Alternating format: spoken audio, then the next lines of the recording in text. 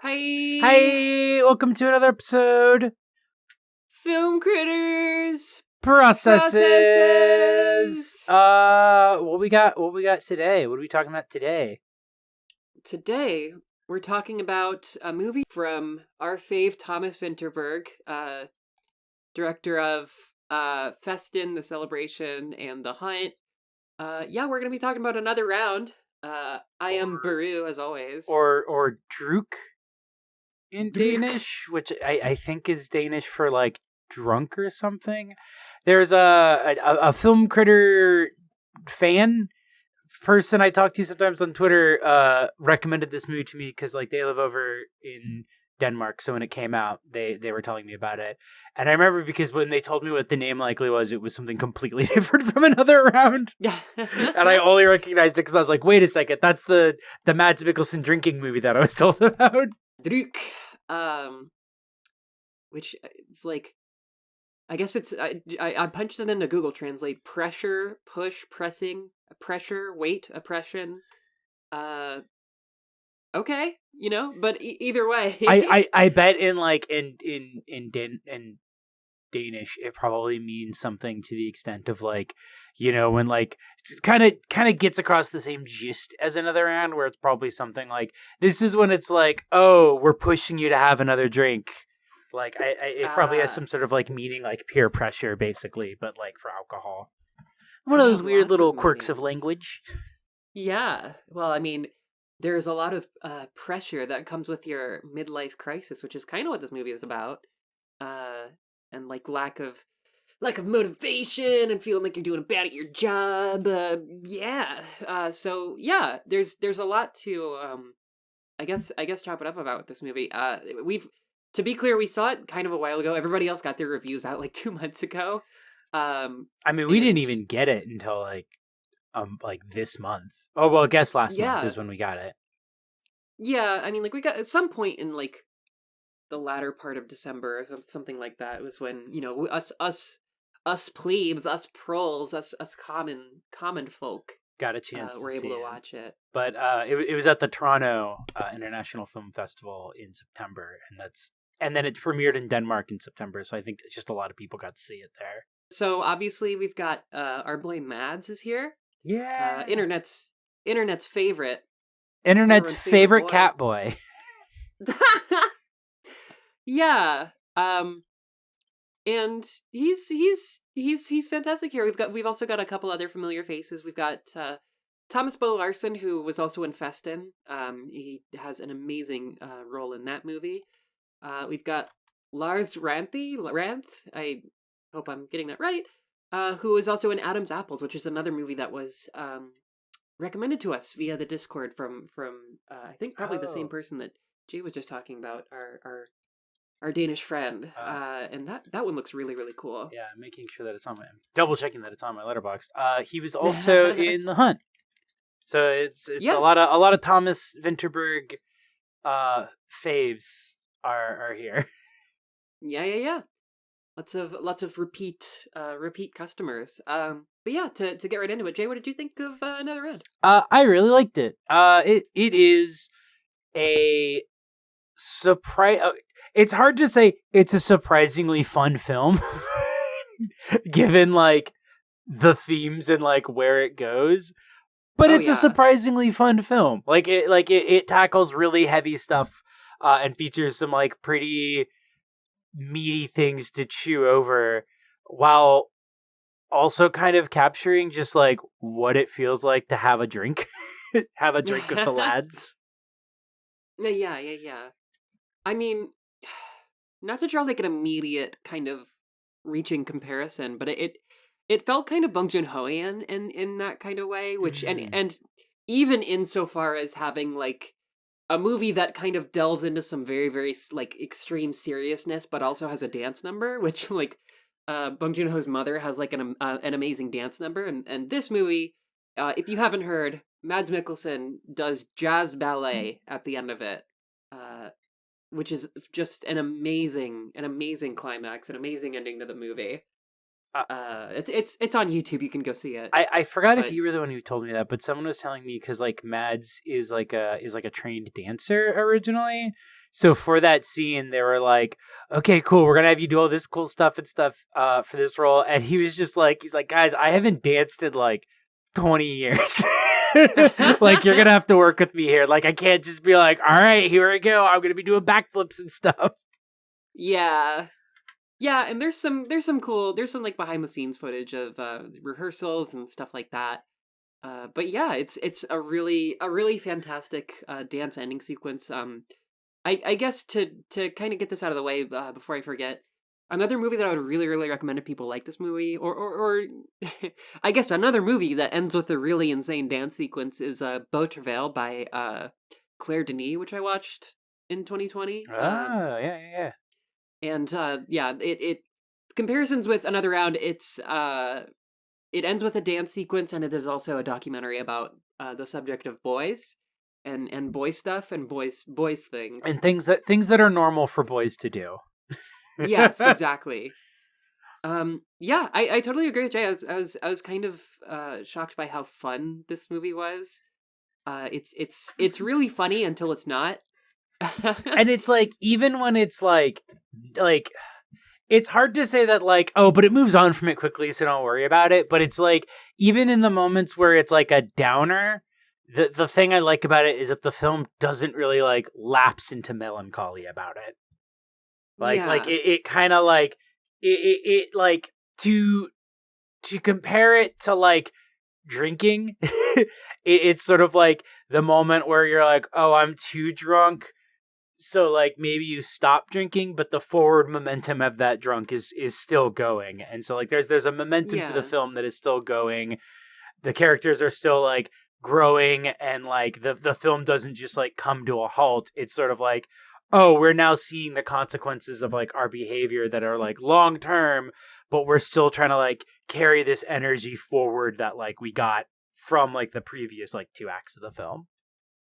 Yeah, it kind of incrementally kind of inches its way toward this like the way that it starts to kind of seep into their personal lives, and it starts to kind of take over their like schedules, so they're kind of like drunk all the time. There's a point where like a character is revealed to be have been drunk for like a couple of weeks or something like that. Yeah. uh and then there's like all these moments where like in the cold light of day they have to kind of look back at the sort of outset of the experiment, like what they're trying to do. And it they get a lot of context. Like there's that probably the hardest scene in the movie, or one of the hardest scenes, is when uh three of the guys are done with the project because like Mads Mikkelsen's wife leaves him, the other guy's wife leaves him. It's like this whole thing. And then Tommy, played by Thomas Will Larson, is still drinking and still coming to work like very drunk. So they're holding like a staff meeting,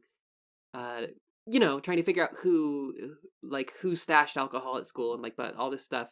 And he shows up like fall over drunk, and it's really hard. But it's like lots of really good drunk performances in the movie. I will say.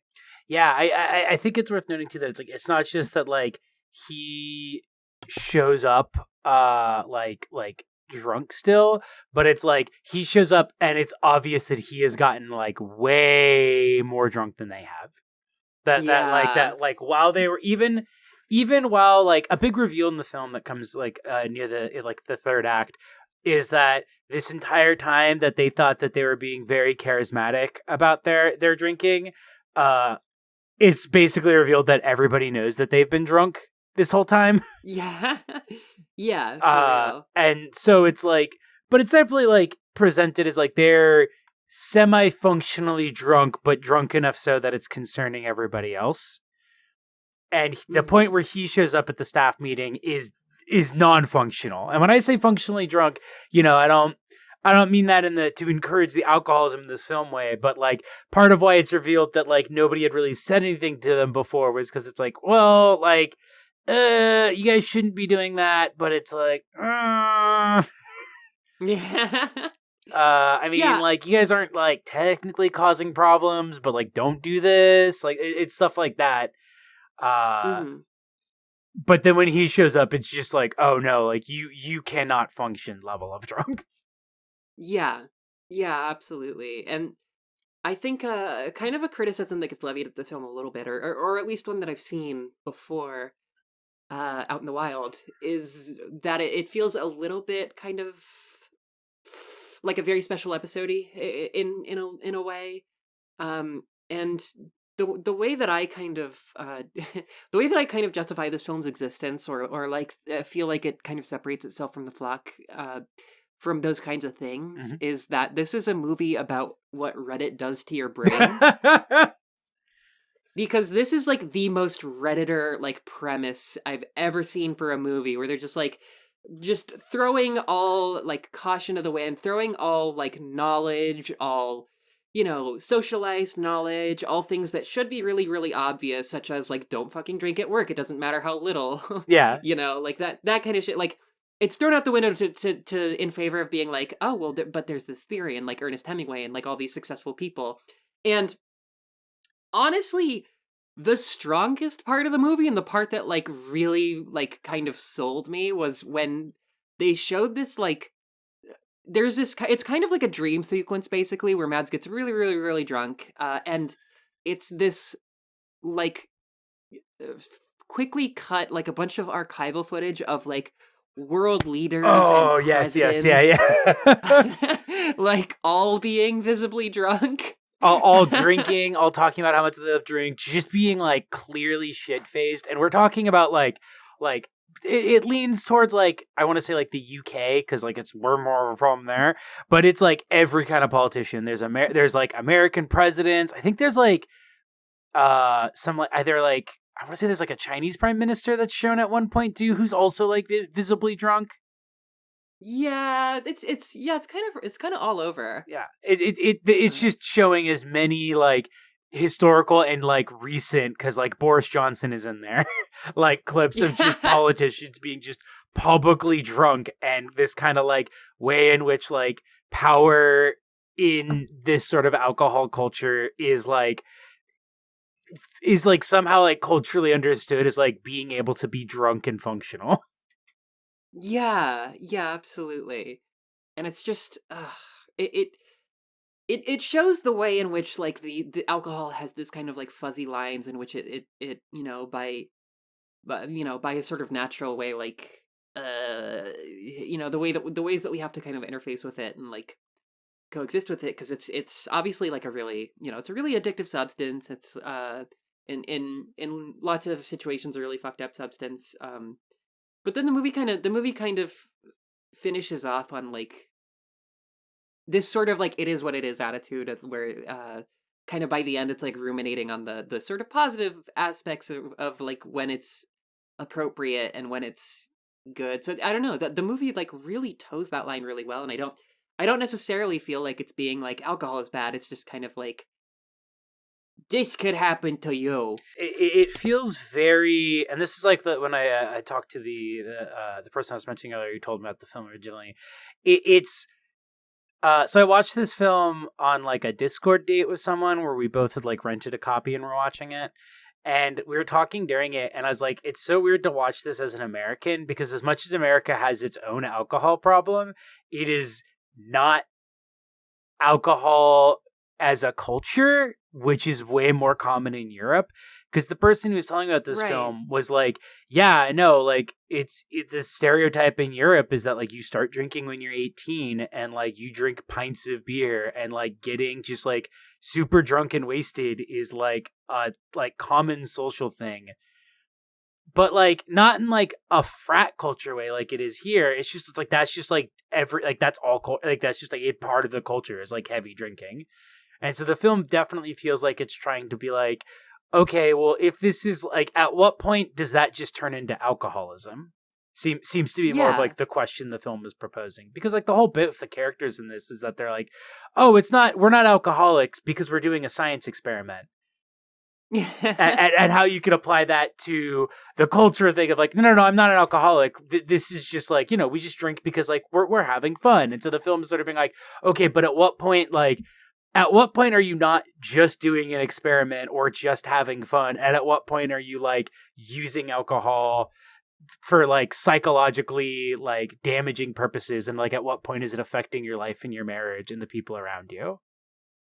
Yeah, absolutely. I mean, like, yet another really basic bitch comparison, but like, kind of the sort of like midsummer Trojan horse of just like, let's, like, draw out what comedy we can from this attitude, and in a sense, try to convince the audience, if not like, non-diegetically, like within the sort of diegetic framework of the universe where like, oh, their strategy starts out successful, it's kind of working, like, Mads Mikkelsen's class is like really into his class now, and Peter's class is doing really good, and Tommy, he's coaching the team and they're winning now, oh my gosh. But like, yeah, it just kind of, I don't know, just it just becomes this like really, it draws, like I said, it draws a lot of comedy around the sort of like science experiment attitude, Yeah.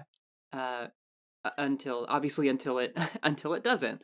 And I think part of like what makes it work too is that up until the sort of revelation that like, no, people know you guys have been drunk for like weeks, the film very much so, the film has beer goggles on, which I love. Like Right. it's not explicitly shown. Like there's no point where like there's a flashback and it's like, oh my god, like you thought you were so cool, but you were actually like a huge loser.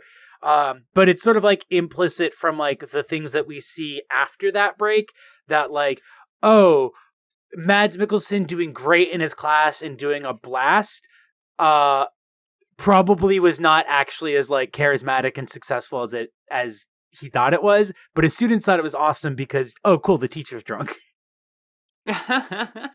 Yeah, absolutely. And there's sort of a level of like the film being like, okay, like ultimately what your problem was just like you're too tightly wound up and you're bad at communicating, which is like what's going on with Mads Mikkelsen and his wife.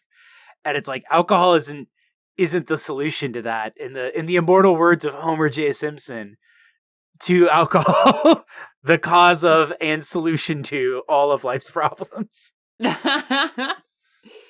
Yeah, absolutely. It's there's definitely like other ways that they could and should be going about like the sort of the crises that they're having in their personal lives and in their professional lives. But fucking man, easy solution. Just gotta, And it's fun. just and and it's fun. It's listen. Was Hemingway ever wrong about anything? Probably not, right? Right. Speaking of, oh god, or Winston Churchill, the big fucking alcoholic that they keep referencing in the film. Oh yeah, God. Yeah, how'd that Fucking Hemingway A. story end anyway? what was that lifelong? Interesting. What was that lifelong dependency on depressants doing for him? Yeah. Speaking of, gotta give this film. I've never seen the Chekhov's gun, like mandate applied to piss in a film before. Oh my God. Where it's just like the running theme of Peter, I think it was, like his kid keeps pissing on him and he keeps complaining about it, and like the first time they introduced that, I'm like, he's gonna piss the bed, he's gonna get so drunk he's gonna piss on his wife in bed, and then when it happens, it's just like it's so upsetting. It still manages to be so upsetting. Oh God, that shit was so rough. Like it becomes so fucking uncomfortable to watch them like be drunk around their families, like super fucked up. The person I was watching with kept getting stressed out when Tommy was coaching because he's like, you can't be that drunk around little kids. What are you doing? Yeah. Bro, that shit doesn't fly. Yeah, and the way that it like the weird like whole arc of the film where they're just like, let's see how deep down the rabbit hole we can go. Let's see how fucking drunk and fucked up we can get, and it gets like the style just kind of shifts and it gets really dark. It was it was a little much, but I also feel like it really did a good job of like ramping up toward that attitude. It's like a great expressive like lens to it too, because like that exact moment when they do the binge drinking, they're like, let's see how far it goes, and it starts off like a huge party and they're having fun, and the second they go outside, it's just like the style of the film just fucking drops down to like dark. It's disgusting. they're awful and obnoxious and loud and overstimulating. Yeah. The second they are Yeah. outside and having to deal with other people and not just themselves drunk, the film style changes to be like, no, this is actually how they've been like this entire time, basically. Yeah, the stark contrast is really very sobering. So this is also Denmark's entry into the best international feature film Ooh. category. Next Oscar. Ah, fingers crossed, gentlemen. For the boys. For boys. Yes. So hopefully that won't be just a fucking nightmare piece of shit ceremony. Let me look at this. 93rd Academy Awards. Impact of COVID-19 pandemic on cinema. Buddy, yeah. Oh man, this is gonna be so bad. On October 7th, 2020, the Academy issued a clarification of its eligibility criteria, stating that a week of nightly screenings at a drive-in theater within the aforementioned cities would also render films eligible for consideration. Bro, just fucking drop the act. Like, it's literally like, if you want your movie to cares? be considered, you have to have screenings in these major cities, and it's LA, Atlanta, Chicago, Miami, New York City, and the San Francisco Bay Area. Sorry, they have to occur in other major cities besides LA. Where it temporarily allow films first released via password protected or transactional video on demand services. Oh, temporarily. Just temporarily, so that way Amazon and Netflix could fucking get their fucking Oscar bait shit that they've been shoveling out nominated. Oh, fucking God. Yeah, so the movie industry is fucked, basically. Thank God. Finally. Fuck those guys. Finally. Maybe it'll end. Maybe it'll end and we'll just have the film medium and not the fucking film industry. Another round. Very, very, very, very fun. It's a great film to go see. It is not a particularly dense film. I think the reason why people see it very like a special episode-y is because it's Thomas Vinterberg, so you kind of expect a lot into it. But it seems like it's like a pretty straightforward like essay film. He has a thesis, and this is his burn after reading. Kind of, sort of. Yeah. This feels like the movie he made because he wanted to make a fun movie, but because it's Thomas Vinterberg, it's still got to be a little bit of a downer. Much like the Coen brothers always be like, "Here's our personal film. It's a little fun. Also, it's about extremely downer topics." There's definitely you could certainly tear it apart, and talk about like. It kind of bookends itself with the sort of like the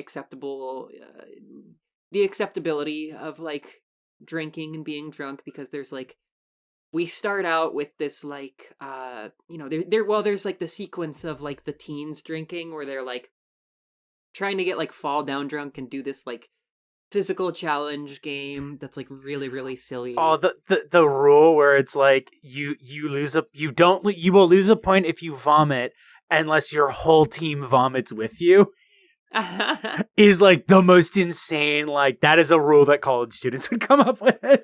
Yeah, absolutely. And the way that kind of contrasts itself with the next scene where they're like at a fancy restaurant and they're drinking these like fancy champagnes that are properly aged like wines, and compared with dinner and like all this other shit. And Matt's is like, "Oh, I can't drink. I'm the designated driver.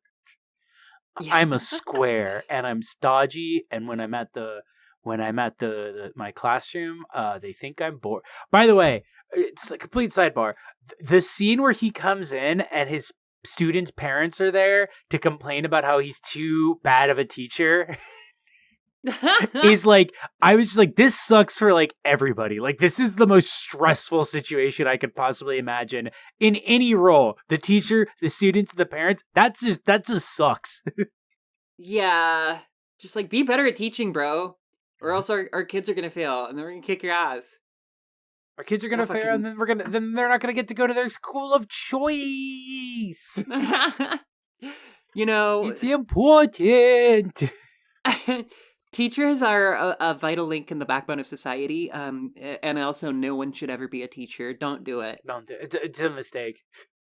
Yeah, the friends I know who have become teachers just express nothing but regret, which bodes well for the future of this country and of all countries in the world forever.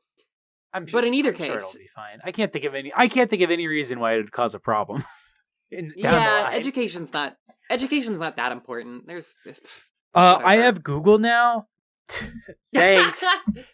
I have phone, Yeah. so Phone is so jot teacher that down. now. YouTube is teacher. Yeah, but in either case, those scenes, and then like it kind of the movie obviously like goes a lot of different places, but then it kind of ends with this scene that's like kind of mashing the high and low culture together, where it's like a bunch of teens that kind of show up, and it's this same like environment of like public drinking and like having fun, but there it's also kind of like fancy, and they're like spraying champagne bottles over a dancing Mads Mikkelsen, and it's beautiful.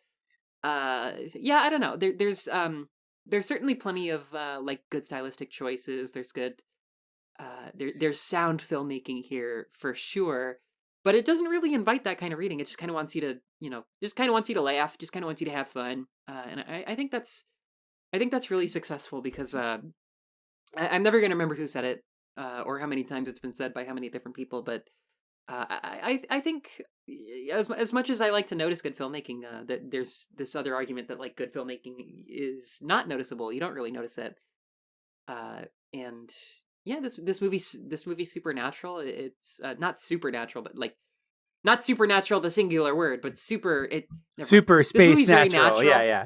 Hypernatural. I don't know. No, hypernatural would be. It's good.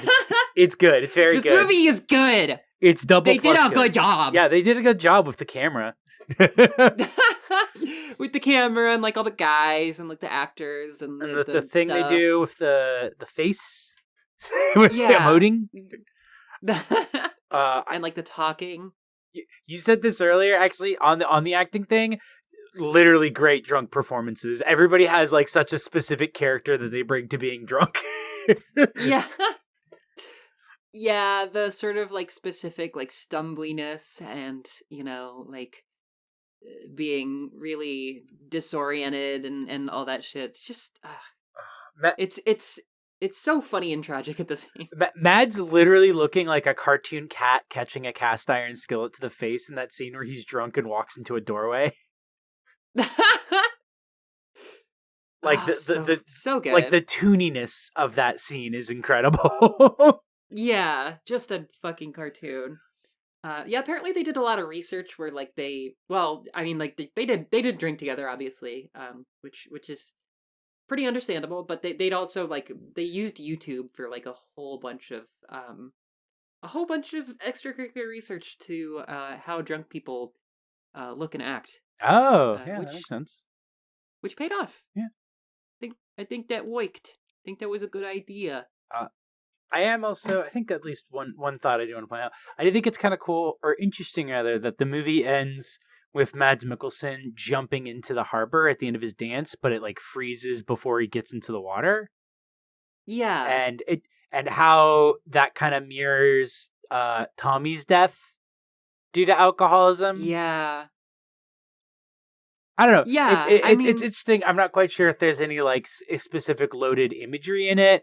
I kind of took it as like it freezes with him just above the harbor because he essentially almost became Tommy, but managed to pull back at the last moment. I think it has like a level of symbolism there where it's like his dance kind of like escalates and escalates and escalates until it becomes, more exuberant and more energetic, and at times it gets like really over the top. He's like almost running into people and like all this stuff, but he's threading the needle up until he goes off the edge, like literally, and to kind of like mirror the events of the film. Like earlier on, like figuratively, they're just like careening off the edge of like being in control of this. Uh, so I think it's kind of like sort of a microcosm, like a retelling of sort of the narrative of the movie, like through the method of dance, which I love. I love the use of dance in movies a lot. I it doesn't get utilized enough as far as I'm concerned. Yeah, no, I agree. I think because like it's a visual language, and both the sorry both the way you film it and the dance itself, I think, can be like really great complements to filmmaking. Yeah, absolutely. Um, so yeah, really, really good film. Also dedicated to his daughter, who tragically passed in 2019. Thomas Vinterberg's daughter. Oh no, I didn't know that. Yeah, which fucking sucks. That's fucking terrible. Rest in peace. I'm ready for another round of applause for Mads Mikkelsen's performance. Good work, everybody. I'm ready for another round of Thomas Vinterberg movies. And if anyone is listening, and maybe you've already seen another round, probably have because you've listened this far. Uh, Please, if you haven't, check out The Celebration, because that's one of my all-time favorite movies. It's fucking fantastic. It's Dogma 95 film, which is just a really jerk off way of saying that it's Low budget. part of a low budget, part of a series of movies that restricted themselves to a series of rules that are very specific. And The Celebration, I think, kind of separates itself from a lot of the other Dogma 95 fare by really utilizing and using those rules to like a really kind of transcendent and interesting effect. So please check it out. It's a 5-star film. It's fucking awesome. Uh, Other people like The Hunt. I don't really like The Hunt, but also check out The Hunt, I guess. Thanks so much for listening to us chat about Druk another round. Yeah, great movie. And Jay, what do we got this month for our patron exclusive Film Critters Does It Back We're episode? watching Face Off. Yeah. We did a theme. The theme was identity. New year, new me. And it was a tight race. I think Yeah. it won sheerly by the plethora, by like the majority, or first not first past the post. It got the most votes, but it did not like get like a ton of votes. Right. It was Yeah. something like 30%, like 36% or something of the votes, but all the other ones got like 10 to 20%. Yeah. Squeezed out a victory. For what are those guys' fucking names? John John Travolta Travolta and and Nicolas Cage. God, I haven't seen Face Off yet. I'm really ready to Oh, have just an. I can't believe you haven't seen Face Off yet. It's incredible. Have you seen the wax figures? I'm ready to have an unhinged time. Have I seen the what? wax figures for Face Off? No. There was like what? promotional like wax figures or something for them. Let me see. I'll try to see if I can find them. But yeah, no, we're gonna be watching that, and it's gonna be a blast because that movie is a very good, goofy little action film. Yeah. Yeah. I'm really excited. It sounds like it's gonna be super fun. And other than that, shit, I don't even know. I guess we're streaming. Oh yeah. Jay's over at twitch.tv/jbearhat if you have any streams you want to plug. I basically what I've just been doing is I've been doing Monday, Wednesdays, and Saturdays. Monday at about 6. Saturdays at about Monday at 6, Wednesdays at 7, and Saturdays at 2 p.m. That's Pacific Standard Time. Mondays have been sort of like goofier, more chaos games. It tends to be a lot of 7 out of 10 games I like. Wednesdays are currently near, but once I beat that, I'm going to continue streaming with AVB on those days, and we're going to be doing Remedy Entertainment games, so Alan Wake, Quantum Break, the Max Payne games. And then Ooh. Saturdays, I've been doing short game Saturdays, where I play games that I can beat in one stream. Fuck yeah. That's what about you? lots of fun. I'm over at twitch.tv/Baru with 6 O's at the end. These wax figures are fucking horrifying. So thank you so much for this. But yeah, I am also streaming. I am what's known as a VTuber, which means I'm a little cartoon. I'm a little cartoon rabbit. And I'm streaming Tuesdays at 7 PST. I'll usually just fucking streaming whatever. Uh, I'm actually just finishing Hypnospace Outlaw, which the VODs are going to be up on YouTube for that. Got another mystery game after that, and then I'm just gonna let people decide what next. But then I also stream on Fridays at 3 PST with my friend Rizzo the Alley Cat. And we're playing Minecraft as of late. But that's been fun. It's been a goofy time. Yeah. And we've also been we've got a Discord. You should join it. It's popping Discord! off. People have been really active in it. It's really nice. Yeah, the Discord's really, really fun. Yeah. And it's there's a lot of good conversation. Yeah, a bunch of little links for you down below. Yeah. And I would recommend joining in advance of January 10th for absolutely no reason whatsoever.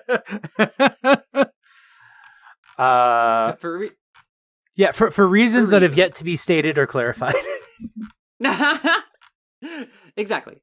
But yeah, join us on the Discord. It's a lot of fun. Thank you so much for listening. We'll see you with next processes, next throws it back, etc. Yeah, we'll find some new movies to talk about. I'm sure there's some that we're missing. Yeah. Hey, let us know. Let us know down below. Let us know in the Discord. Be like, go check out this new movie, because it's harder to find new movies that are actually interesting to watch right now. A lot of distribution cycles are just kind of sitting on movies right now. It's a little bit slim pickings at the moment, but we'll see if it turns around. I will say there have been multiple times where we'll be like, oh, maybe we'll do this movie, and then one of us will watch it, and we'll just be like, oh, that movie was boring. Don't watch it. There's nothing to talk about with that movie. That has happened quite a few times at this point. Thanks for joining. My name is Baru. And I'm Jay Bearhat. Bye!